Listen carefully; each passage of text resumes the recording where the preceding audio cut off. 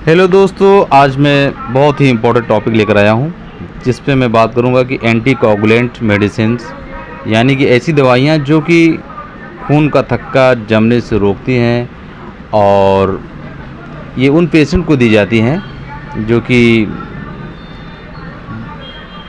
परेशान होते हैं हार्ट प्रॉब्लम से या फिर स्ट्रोक हो जाता है उनको, यानी कि खून का थक्का जमने की वजह से ब्लॉकेज होते हैं। कभी ब्रेन हेमरेज आपने सुना होगा।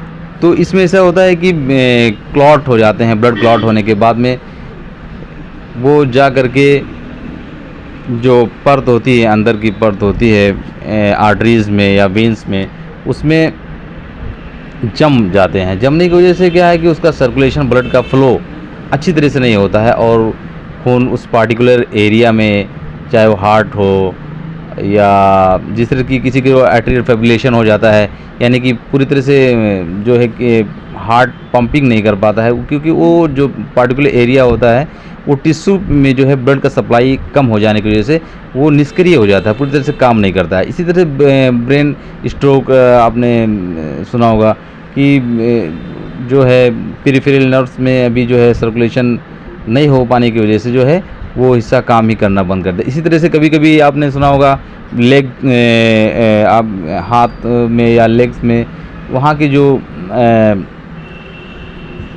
आर्टरीज होती हैं वहाँ पे भी सर्कुलेशन नहीं हो पाता है, क्योंकि थक्का जमने की वजह से सर्कुलेशन नहीं हो पाता है।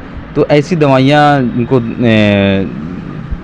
या फिर किसी का अभी पल्मोनरी आर्टरीज का अभी ऑपरेशन हुआ है या उसका स्टेंट लगाया गया हुआ है, तो उनको ये दवाइयाँ दी जाती हैं ताकि फिर से जो है थक्का ना जमे, एथेरोस्क्लेरोसिस ना हो।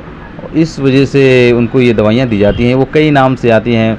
ऑलरेडी भी हमारे ब्लड में आप लोग जानते होंगे कि ऑलरेडी हमारे ब्लड में हेपेरिन नाम के पॉलीसेकेराइड्स मौजूद होते हैं जो कि एंटी कोगुलेंट होते हैं, जो कि थक्का जमने से रोकते रहते हैं।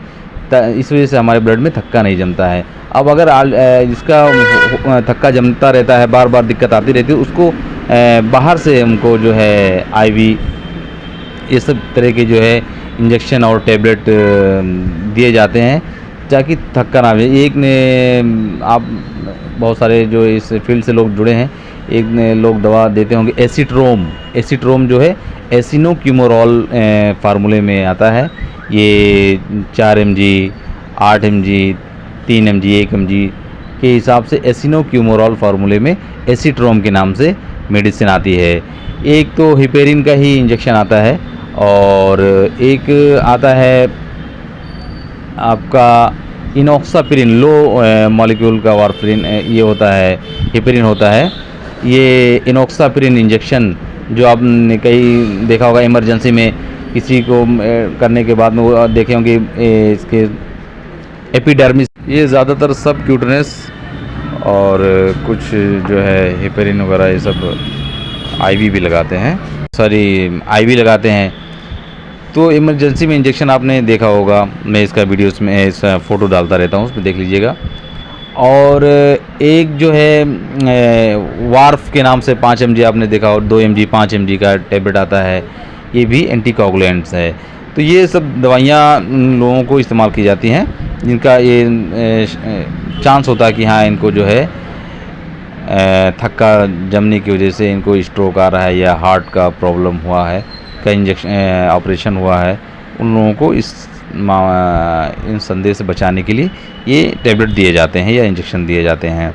अगर कोई ये मेडिसिन ले रहा है, उनको कभी कभी जो है ब्लीडिंग का रिस्क हो सकता है। कभी कभी जो है ब्लीडिंग कहीं से भी, जैसे वोमिटिंग से ब्लीडिंग हो या फिर स्टूल से ब्लीडिंग आना, नोज़ से ब्लीडिंग आना, इनके लिए ऐसा हो सकता है। उसमें जो है अगर ये सब दवा चल रही है तो अगर ऐसा मसला उनको पेश आता है तो उनको परेशान होने की ज़रूरत नहीं, वो अपने डॉक्टर से फ़ौरन कंसल्ट करें।